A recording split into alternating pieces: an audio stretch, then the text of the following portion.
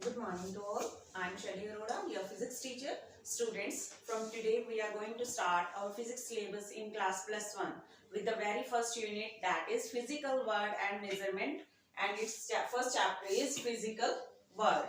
Students, before starting this chapter, I want to tell you about the definition for science. Science क्या है students? आपने 10th तक एक subject पढ़ा है science, but do you know what is science? How can we define science? Science is a systematic and formulated knowledge. Science क्या है? एक सिस्टमेटिक और फॉर्मुलेटेड नॉलेज है. किसकी नॉलेज है? About our surrounding which are happening. ठीक है, अब ह्यूमन बीइंग है, he is always curious about the nature, about the surrounding which in which he is living. ठीक है, उसके अराउंड क्या हो रहा है, जिस सराउंडिंग में वो रह रहा है. For example twinkling of star, rainfall, कोई भी ऑब्जेक्ट है वो गिरता क्यों है, या फिर हम जैसे इलेक्ट्रिक करंट, मैग्नेटिक इफेक्ट, मतलब कोई भी फिनोमिना है, अगर हम उसके बारे में सिस्टमेटिक नॉलेज गेन कर लेते हैं, that is science. For another example, if we saw a car, I knew that is car, that is a knowledge. ठीक है, वो एक कार है, मुझे पता है, वो एक नॉलेज है. बट सिस्टमेटिक नॉलेज यानी कि वो कार, उसका इंजन कैसे काम कर रहा है, उसमें एसी है वो कैसे काम कर रहा है, स्टीयरिंग कैसे काम कर रहा है, मतलब उनका प्रिंसिपल क्या है, that is a systematic knowledge. ठीक है, अब सिस्टमेटिक नॉलेज में कौन कौन से स्टेप्स आते हैं वो देखिए. सिस्टमेटिक नॉलेज में सबसे पहले आती है ऑब्जर्वेशन. ऑब्जर्वेशन कैसे? फॉर एग्जाम्पल, आप किसी हिली एरिया में गए हैं और आपने देखा कि पानी जो है ऊपर से फ्लो कर रहा है. ठीक है, झरना, फाउंटेन है, पानी क्या है, ऊपर से फ्लो कर रहा है. आपने कहीं और रास्ते में भी देखा कि पानी ऊपर से फ्लो कर रहा है, और उसके बाद वो क्या हो गई, वो ऑब्जर्वेशन हो गई. उसके बाद अगर हम उसे लैब में उस एक्सपेरिमेंट को करते हैं तो वो क्या होता है, हमारा experiment. Second step, experiment. After that आती है qualitative and quantitative reasoning. Qualitative and quantitative reasoning. ये क्या हुआ? अब देखिए, अगर हम लैब में एक्सपेरिमेंट कर रहे हैं तो हमने देखा अगर वो प्लेन सरफेस है, वहां पे फॉर एग्जांपल लैब है, लैब में एक स्लैब ले ली, ग्लास की स्लैब ले ली, और उसके ऊपर हमने पानी रखा. हमने देखा वो पानी फ्लो नहीं कर रहा, वो रुका हुआ है. बट जैसे हम थोड़ा स्लैंट करते हैं इसे, तो वो क्या करता है, फ्लो करने लग जाता है. बट वो कितना स्लैंट करना है कि वो वाटर किस स्पीड से जा रहा है, ज्यादा करेंगे, कितना ज्यादा जाएगा, तो वो सारी क्या किस में आती हैं, क्वालिटेटिव एंड क्वांटिटेटिव रीजनिंग. मतलब कितना हमने उसको स्लैंट हाइट में रखा, कितना उसको तिरछा किया कि पानी वो फ्लो कर गया. That is third step, that is qualitative and quantitative reasoning. After that fourth step is mathematical reasoning या mathematical model. Sorry, mathematical model. क्या होता है ये मैथमेटिकल मॉडल? इसका मतलब है एक फॉर्मूला. ठीक है, फॉर्मूला. फॉर एग्जांपल, जैसे फोर्स होती है M is equal to M A, हम फॉर्मूला लेके चलते हैं इसको, फॉर्मूला. मैथमेटिकल मॉडल यानी कि हमने सब ये देखा और उसके बाद हमें एक फॉर्मूला मिल गया. For example F is equal to M A. अगर हमें पता लगे कि हम वाटर के ऊपर कितनी फोर्स लगा रहे हैं और वाटर का जो मास है वो कितना है. फॉर एग्जांपल, अगर F की वैल्यू मैं 1 न्यूटन ले रही हूँ और मास जो है वो 2 kg लिया है मैंने, तो एक्सेलरेशन आप निकाल सकते हैं. F is equal to M A क्या हो जाएगी, A is equal to 1/2, that is 0.5 metre per second square. तो ये क्या आएगी, एक्सेलरेशन होगी, यानी कि पानी जो है इससे फ्लो करेगा. वो हमारा मैथमेटिकल मॉडल हुआ. ठीक है, और उसके बाद हमने जब ये एक्सपेरिमेंट करके देखा, तो अगर वो वेरीफाई होता है, यानी कि हमारा जो वाटर है उसकी एक्सेलरेशन 0.5 आ जाती है, तो हमारा वो वेरीफाई हो जाता है. तो ये है सारे स्टेप्स सिस्टमेटिक नॉलेज के. अगर ही वो वेरीफाई हो जाता है तो हमारा एक्सपेरिमेंट सही है, वो लॉ बन जाता है, वो थ्योरी बन जाती है. अदरवाइज हम क्या करते हैं, यहाँ से हमारा अगर रॉन्ग हो जाता है तो हम फर्स्ट स्टेप पे अगेन ऑब्जर्वेशन से चलते हैं. Observation, experiment, qualitative and quantitative reasoning, mathematical model, and after that verification. Clear है, जब वेरीफाई होता है तभी वो सक्सेस है, अदरवाइज रिपीट होता है। तो ये बात है साइंस की। अभी साइंस को आगे एलैबोरेट किया है, देखिए साइंस का एक मैं सिंपली फ्लो चार्ट आपको बना के दिखाती हूँ।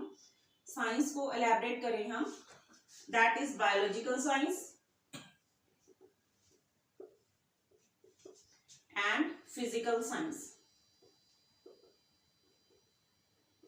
अब बायोलॉजिकल साइंस, आप बायो भी पढ़ के आए हैं, साइंस में एक पार्ट आता है बायो, कुछ चैप्टर आपने 10th तक पढ़े हैं, तो उसमें क्या आता है, स्टडी ऑफ, बायोलॉजी में ह्यूमन बॉडी की स्टडी, प्लांट्स की स्टडी, एनिमल्स की स्टडी, तो वो सारा क्या आ जाता है हमारा बायोलॉजिकल स्टडी।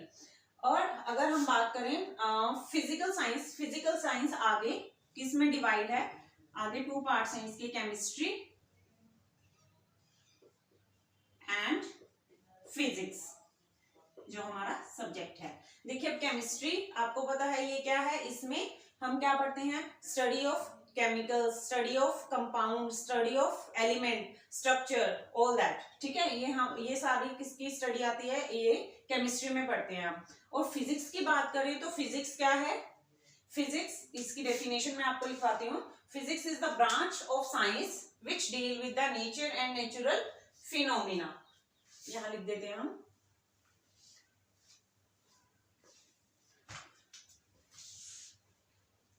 राइट डाउन करनी है बेटा ये आपने अपने नोट्स में। Physics, it is the branch of science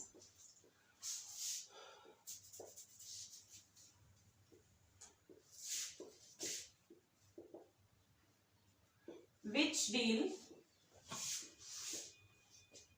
with nature and natural phenomenon या फिनोमिना।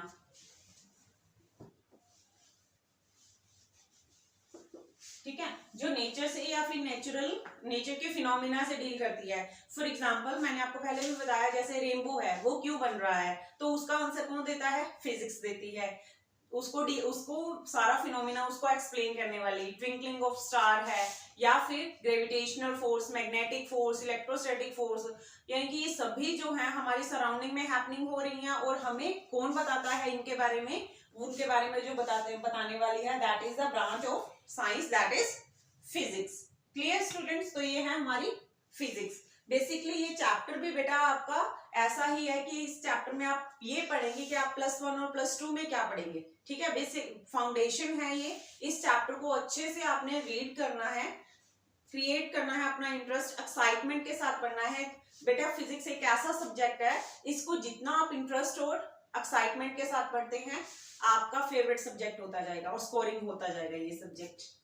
डरने वाली बात नहीं है बिल्कुल भी इसमें, क्योंकि अभी तक आपने साइंस पढ़ी है और +1 में आके ये एलैबोरेट हो जाएगी आपकी केमिस्ट्री, फिजिक्स और बायोलॉजी में। मेडिकल के स्टूडेंट्स बायोलॉजी पढ़ेंगे और केमिस्ट्री फिजिक्स भी पढ़ेंगे साथ में, और नॉन मेडिकल के स्टूडेंट्स केमिस्ट्री, फिजिक्स और मैथमेटिक्स ये रीड करते हैं। एडिशनल रख लेते हैं बायोलॉजी, तो फिर वो बायो भी पढ़ते हैं। नेक्स्ट टॉपिक है हमारा relation of physics with others. इस टॉपिक में हम क्या पढ़ने वाले हैं, relation of physics with others, यानी कि अदर्स का मतलब अदर सब्जेक्ट्स कह सकते हैं हम। अदर सब्जेक्ट्स के साथ फिजिक्स कैसे रिलेट करती है, यानी कि फिजिक्स देखिए अब मैथ्स के साथ रिलेट करती है, या फिजिक्स केमिस्ट्री के साथ रिलेट करती है, इनका रिलेशन कैसे है, फिजिक्स का केमिस्ट्री के साथ रिलेशन। फिजिक्स का केमिस्ट्री के साथ कैसा रिलेशन है, केमिस्ट्री में हम एटम की कोई स्टडी कर रहे हैं, तो उसका एटॉमिक नंबर के वाइज उसको पीरियोडिक टेबल में रखा गया है, बट हमें एटम को देखने से तो नहीं पता लगता ना। स्टार्टिंग में जब ये इन्वेंट हुआ कि वो उसका एटॉमिक नंबर क्या है, तो उसका एटॉमिक नंबर कैसे फाइंड आउट किया, through the experiment of radioactivity, through the experiment of x-rays, और वो एक्सपेरिमेंट एक्सरेज या रेडियो एक्टिविटी किसकी देन है, फिजिक्स की। तो केमिस्ट्री में जो पीरियोडिक टेबल है according to atomic number set की गई है, वो बिकॉज ऑफ फिजिक्स है। क्लियर है स्टूडेंट्स, तो केमिस्ट्री में बहुत इंपॉर्टेंट रोल है फिजिक्स का। नेक्स्ट हम बात करें फिजिक्स का बायोलॉजी के साथ कैसा रिलेशन है। देखिए बायोलॉजी में क्या होता है, फिजिक्स में डिस्कवरी हुई आपके माइक्रोस्कोप्स की, माइक्रोस्कोप की हेल्प से बायोलॉजी में कोई भी सेल है उसकी स्टडी की गई, या फिर अगर हम मान लीजिए किसी डॉक्टर के पास जाते हैं, हमें कोई डिसीज है, कोई इंजरी है, हम डॉक्टर के पास गए तो वो टेस्ट लिख देता है बहुत सारे, जैसे अल्ट्रासाउंड हो गया, एक्सरे हो गया, कि हमें पता लग जाए, डॉक्टर को पता लग जाए कि हमें हमारी बॉडी में कहाँ इंजरी है, क्या प्रॉब्लम है। तो वो एक्सरे या फिर अल्ट्रासाउंड या फिर हम कहें माइक्रोस्कोप की हेल्प से सारा क्लियर होता है कि क्या हमें प्रॉब्लम है, क्या हमारी बॉडी में इंजरी है। तो वो क्या है, फिजिक्स की देन ही है। तो बायोलॉजी में बहुत ही इंपॉर्टेंट रोल है फिजिक्स का भी। ऐसे ही फिजिक्स और मैथ का भी रिलेशन है। आप फिजिक्स को देखेंगे उसमें हर चीज मैथमेटिकल ड्राइव की गई है। तो क्या है, फिजिक्स एक मैथ का पार्ट ही है। अगर हम देखें तो मैथ के बिना फिजिक्स कुछ नहीं है। तो फिजिक्स और मैथ्स का रिलेशन भी बहुत स्ट्रॉन्ग है, फिजिक्स और मैथ्स का भी, क्योंकि फिजिक्स में हर चीज मैथमेटिकली ड्राइव की गई है। नेक्स्ट हम देखिए फिजिक्स का टेक्नोलॉजी के साथ या फिजिक्स का एस्ट्रोनॉमी के साथ। पहले देखते हैं हम फिजिक्स का एस्ट्रोनॉमी के साथ कैसा रिलेशन है। एस्ट्रोनॉमी क्या होती है? एस्ट्रोनॉमी बेटा यानी कि स्टडी ऑफ स्पेस। अब हमारी स्पेस में क्या है, प्लैनेट्स हैं, सन है, स्टार है, मून है, तो उनकी स्टडी किसकी हेल्प से होती है? कैसे देखे हमने वो? With the help of telescope. और टेलीस्कोप किसकी इन्वेंशन है, किसमें आती है? वो फिजिक्स में आती है। तो एस्ट्रोनॉमी में बहुत बड़ा रोल है फिजिक्स का, क्योंकि बिकॉज ऑफ टेलीस्कोप इनकी सभी की स्टडी हुई कि कैसे प्लैनेट सन के अराउंड रिवॉल्व कर रहे हैं, या फिर अर्थ रिवॉल्व कर रही है, या मून अर्थ के अराउंड रिवॉल्व कर रहा है। वो सारी स्टडी किसकी हेल्प से हुई? वो भी फिजिक्स की हेल्प से ही पॉसिबल हुई। नेक्स्ट हम देखते हैं फिजिक्स का सोसाइटी के साथ। फिजिक्स का सोसाइटी के साथ कैसा रिलेशन है? सोसाइटी में फॉर एग्जांपल अगर हमने कोई मैसेज ट्रांसफर करना है, टेलीग्राफ से पहुंच जाएगा, बहुत ज्यादा डिस्टेंस पे टेलीग्राफ से इजीली चला जाता है। फोन हम इतना यूज करते हैं, टेक्नोलॉजी का यूज कर रहे हैं, तो वो भी क्या है, फिजिक्स की देन है। या फिर अगर हम बात करें कि हमने कुछ ही टाइम में कहीं बहुत ज्यादा दूर पहुंचना है, एरोप्लेन हो गया, हेलीकॉप्टर हो गया, तो हम इजीली जा सकते हैं वहां पे। तो ये सारा है, सोसाइटी में भी बहुत इंपॉर्टेंट रोल है फिजिक्स का। क्लियर है स्टूडेंट्स? तो आपने बुक से अपने ये फर्स्ट 2 पेजेस पढ़ने हैं अच्छे से कि साइंस क्या है, फिजिक्स क्या है, और फिजिक्स का रिलेशन कैसा है with respect to other subjects. Clear है? I think it's enough for today. Thank you, have a nice day.